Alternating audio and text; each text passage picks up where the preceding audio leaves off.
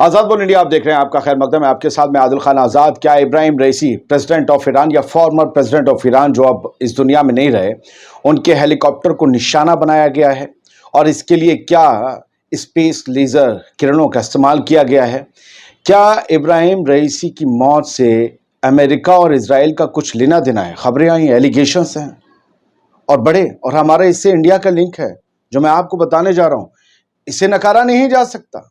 और क्या ईरान का अगला full time president Ali Khamenei, Ayatollah Khamenei के बेटे बनने जा रहे हैं? मुश्तबा खबर दिखा रहा हूं, छप चुकी हैं बहुत सी। इसे आप यूं समझिए कि ये 10 बजे के बुलेटिन से पहले का कई खबरों का एक बुलेटिन है। इसे आखिर तक जरूर देखिएगा।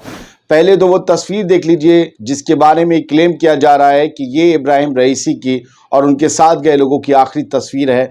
उस हेलीकॉप्टर में उनके चेहरे पर क्या शिकन पेश आ रही है, क्या कुछ हो चुका था? ये तस्वीर शेयर की है तेहरान टाइम्स ने। मैं ये नहीं कह सकता कि ये इसी यात्रा की, लेकिन दावा ये किया जा रहा है सोशल मीडिया पर कि जब उनका ये हेलीकॉप्टर क्रैश होने वाला था तो जो फर्स्ट लैंडिंग थी डैम के इनॉग्रेशन की, उससे पहले की तस्वीर है। सीधा जूता, जूते के ऊपर तिरछा जूता, फिर इब्राहिम रईसी साहब को दिखाया जाता है, फ्रेम में आते हैं और कुछ चेहरे पर शिकन थी। उनके साथ शायद पीछे व्हाइट शर्ट में वो आईआरजीसी के कमांडर थे जो शहीद हो गए। बाकी ये सारे लोग भी जो बताए जा रहे हैं शहीद हो गए, उसमें फॉरेन मिनिस्टर साहब भी, अब्दुल नहियान साहब भी थे। ये तस्वीर देखकर ये अंदाजा हो रहा है, क्योंकि आप पहले सुन लें इसमें शोर हेलीकॉप्टर का।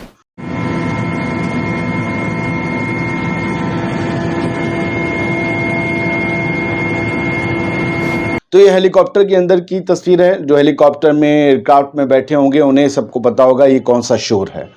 क्या आपको ये लग रहा है कि कुछ गड़बड़ है जिसको भाप चुके थे? ये वही तस्वीर है क्या?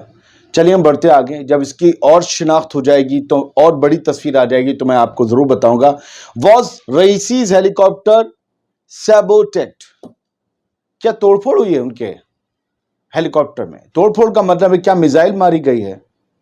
क्या हुआ है? असल में रशिया टीवी आरटी इंडिया पर हमारे इंडिया के एक बहुत सीनियर बंदे, एयरफोर्स के, इंडियन एयरफोर्स के वेटरन एम मथेश्वरन साहब वो बैठे हुए थे। जब उनसे पूछा गया, सवाल किया गया इस बारे में, तो उन्होंने जो जवाब दिया वो जरा सुन लीजिए। मैं आपको हिंदी में बताता हूं कि भारतीय यानी हमारे इंडियन एयरफोर्स के जो वेटरन हैं एम माथेश्वरन साहब, उन्होंने एक सुझाव दिया। उन्होंने कहा ये हो सकता है कि हेलीकॉप्टर में जो एक्सीडेंट हुआ हेलीकॉप्टर का, इब्राहिम रईसी साहब के हेलीकॉप्टर का, उसके पीछे तोड़फोड़ हो सकती है, यानी उस पर कोई हमला किया गया हो सकता है जिसकी वजह से वो नीचे आया। और माथेश्वरन साहब ने जो आगे कहा उसे बड़े ध्यान से सुनिए आप। ये इंग्लिश में ट्वीट देखिए।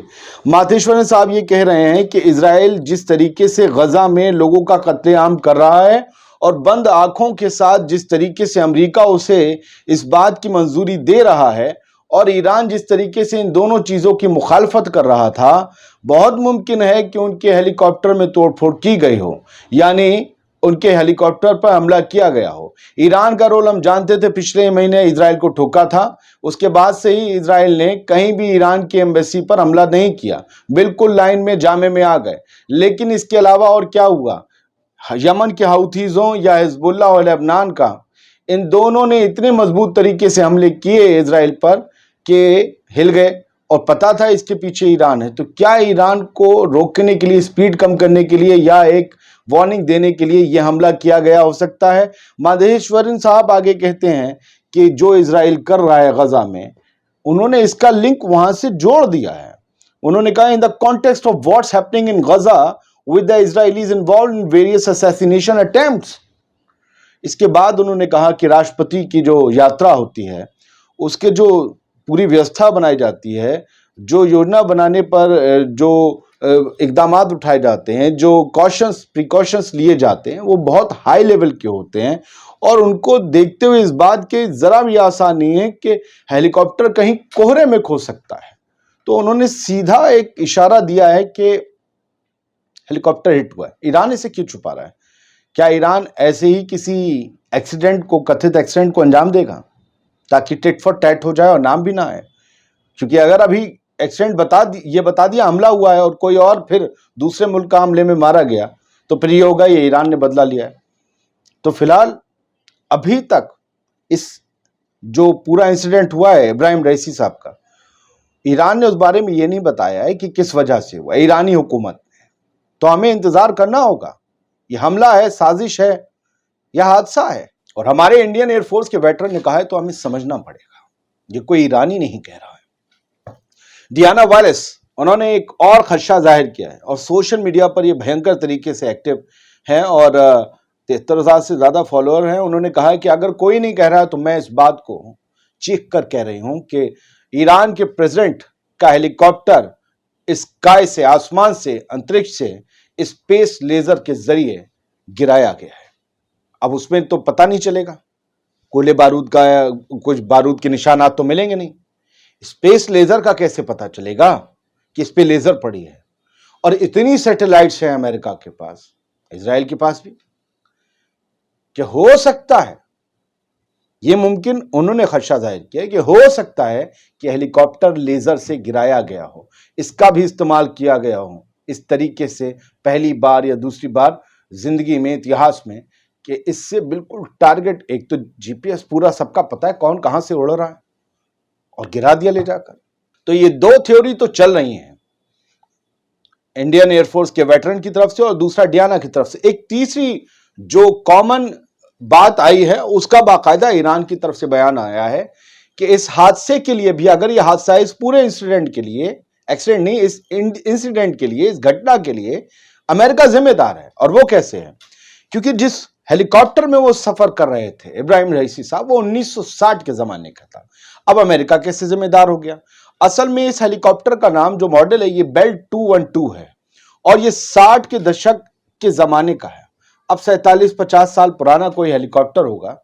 اس کو لے کر جو ایکس فائنانس منسٹر، فورن منسٹر ہیں ظریف صاحب ایران کے، انہوں نے کہا ہے کہ یو ایس نے جو سینکشنز ایران پر لگا رکھے ہیں اس کی وجہ سے یہ اتنا برا انسیڈنٹ پیش آیا ہے ایران کے پریزیڈنٹ کے ساتھ. ایران کے فارمر فورن منسٹر ہیں محمد جاوید ظریف صاحب، انہوں نے اس بات کا الزام لگایا ہے سیدھا امریکہ پر کہ یہ امریکہ کی وجہ سے ہوا ہے. نہ وہ ہماری ایویشن انڈسٹری پر، جس سے ہوائی جہاز وغیرہ بنتے ہیں، نہ اس پر سینکشنز لگاتے، نہ بین لگاتے، نہ ہم چیزوں کو امپورٹ کرنے کو ترستے، اور نہ یہ حادثہ پیش آتا. ہم 60 سال پرانے اڑا رہے ہیں.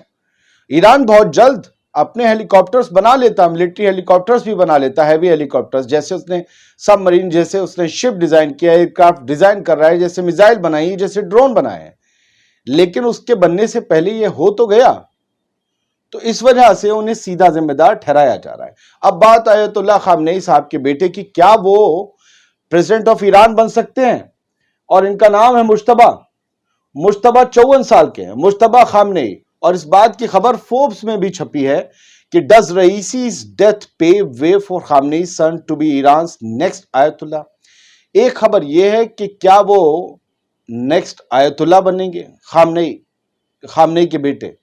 لیکن اس سے تو یہ نہیں ہوتا کہ ابراہیم رئیسی آیت اللہ بننے کی ان کی راہ میں روڑا تھے، نہیں.